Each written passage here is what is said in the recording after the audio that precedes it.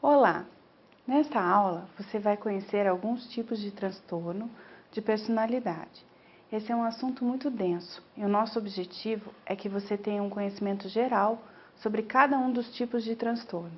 Entenda quais os critérios que são usados pelos profissionais da psicologia e da psiquiatria para chegar a um diagnóstico. Espero que você lembre também que, embora seja muito possível identificar muitos traços na maioria das pessoas, o que caracteriza um distúrbio é a intensidade deles, além do que acabamos de afirmar quanto aos critérios diagnósticos. Vamos ao primeiro deles. O transtorno de personalidade antissocial consiste em uma dificuldade em relacionar-se com as outras pessoas. Caracteriza-se pelo padrão social de comportamento irresponsável, explorador, insensível e sem remorso. Não estabelece hierarquia e respeito. Não se submete às regras, é o transtorno de muitos dos criminosos. Então, o transtorno de personalidade antissocial se caracteriza pelo comportamento impulsivo do sujeito, desprezo pelas normas sociais e indiferença aos direitos e sentimentos dos outros. Ou seja, você pode entender que há uma ausência de empatia. Empatia é a capacidade de se colocar simbolicamente no lugar dos outros, com outros seres vivos, resultando em um descaso com o bem-estar do outro e sérios prejuízos aos que convivem com eles. Na maioria das vezes, alguns dos seus sintomas podem ser observados já a partir da infância ou na adolescência, através de comportamentos agressivos que durante esses períodos são nomeados de transtornos de conduta. O transtorno tende a se cronificar na vida adulta e causar cada vez mais prejuízos na vida do próprio sujeito e de quem convive com ele. São geralmente chamados de sociopatas ou psicopatas. Na psicanálise, tal comportamento é característico da estrutura perversa, que difere das neuroses e das psicoses. Os sintomas são a violência com os outros e com os animais, tendência a culpar os outros ou a fornecer racionalizações plausíveis para explicar um comportamento que leva o sujeito a entrar em um conflito com a sociedade. Ele tem um egocentrismo patológico, incapacidade para a lealdade ou manutenção de sentimentos de amor ou afeição. Pratica comumente calúnias, omissões ou distorções de fatos. Essa tendência para enganar os outros está a serviço da obtenção de vantagens pessoais ou prazer. Apesar disso, veja você, são pessoas sedutoras, cínicas e manipuladoras. Geralmente são incapazes de manter uma relação conjugal leal ou duradoura. É mais comum o histórico de diversos relacionamentos de curta duração. O transtorno de personalidade borderline consiste em uma desordem em suas relações. Caracteriza-se principalmente por um padrão de relacionamento emocional intenso, embora esses sujeitos sejam confusos e desorganizados. A instabilidade das emoções e do humor é o traço mais marcante nesse transtorno, que curiosamente é mais predominante em mulheres do que em homens. Transtorno de personalidade borderline é caracterizado por desregulação emocional, raciocínio extremista, cisão e relações caóticas.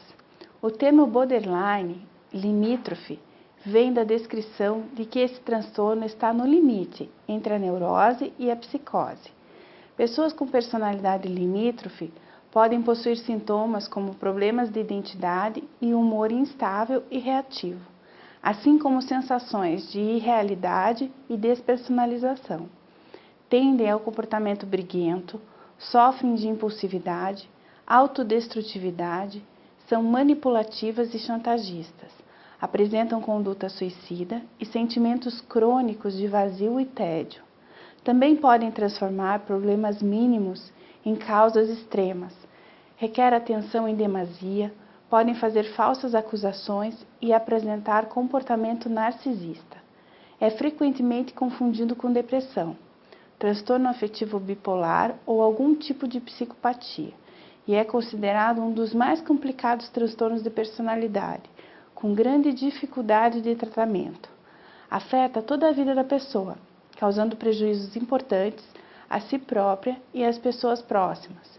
Os sintomas aparecem durante a adolescência e se concretizam nos primeiros anos da fase adulta, em torno dos 20 anos, persistindo geralmente por toda a vida. A psicoterapia é indispensável e, por vezes, emergencial.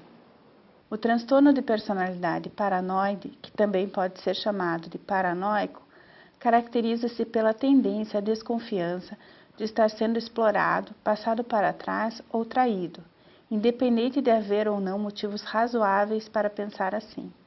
Transtorno de personalidade paranoide se caracteriza predominantemente por desconfiança e suspeitas em relação aos outros, interpretação das intenções dos outros como maldosas. De maneira geral, são pessoas difíceis de se conviver, havendo, portanto, prejuízo do seu desenvolvimento social, acadêmico, profissional e de relacionamentos amorosos saudáveis. Para o diagnóstico, há os seguintes critérios: suspeita-se sem fundamento suficiente de estar sendo explorado, maltratado ou enganado por terceiros, preocupa-se com dúvidas infundadas acerca da lealdade ou confiabilidade de amigos e colegas, reluta em confiar nos outros por um medo infundado de que essas informações possam ser maldosamente usadas contra si, interpreta significados ocultos de caráter humilhante ou ameaçador em observações ou acontecimentos benignos, guarda rancores, reluta em perdoar insultos, injúrias ou deslizes. Até mesmo os elogios são mal interpretados. Percebe ataques a seu caráter ou reputação que não são visíveis pelos outros e reage rapidamente com raiva ou contra-ataque. Tem suspeitas recorrentes, sem justificativa, quanto à infidelidade do cônjuge ou parceiro sexual. O sintoma paranoide ou paranoico não acontece somente em sujeitos com esse transtorno de personalidade. Pode acontecer em alguns casos de esquizofrenia, mas envolve também alucinações ou delírios, conforme o caso, e pode acontecer ainda como efeito fisiológico do uso de algumas drogas, como a cocaína e, em alguns casos, até a maconha. Para concluir, quero chamar sua atenção para o fato de que uma das maiores dificuldades dos sujeitos que possuem esse transtorno é que, ao serem hostis, desconfiados e facilmente irritáveis, eles acabam causando hostilidade e desconfiança real nas outras pessoas. E quanto mais agressivos eles são com os outros, mais agressividade eles recebem, formando um ciclo de violência real e difícil de ser quebrado. Entender esse ciclo é parte importante do tratamento.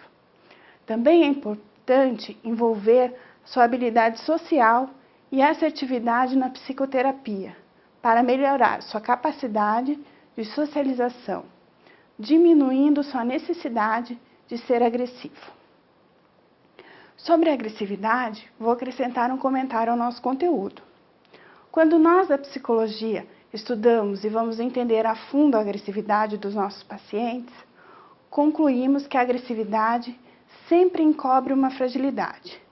Seja uma fragilidade pela dificuldade de pôr em palavras o que sente, então seu sentimento vem através de um ato agressivo, seja por impossibilidade de vir simbolizado na linguagem, uma reação ao sentimento de fragilidade. O sujeito agressivo é aquele que frequentemente se sente agredido. Com exceção dos perversos, cuja agressividade está a serviço de uma satisfação sádica. Acredito que esse conhecimento muda o nosso olhar sobre a questão da agressividade.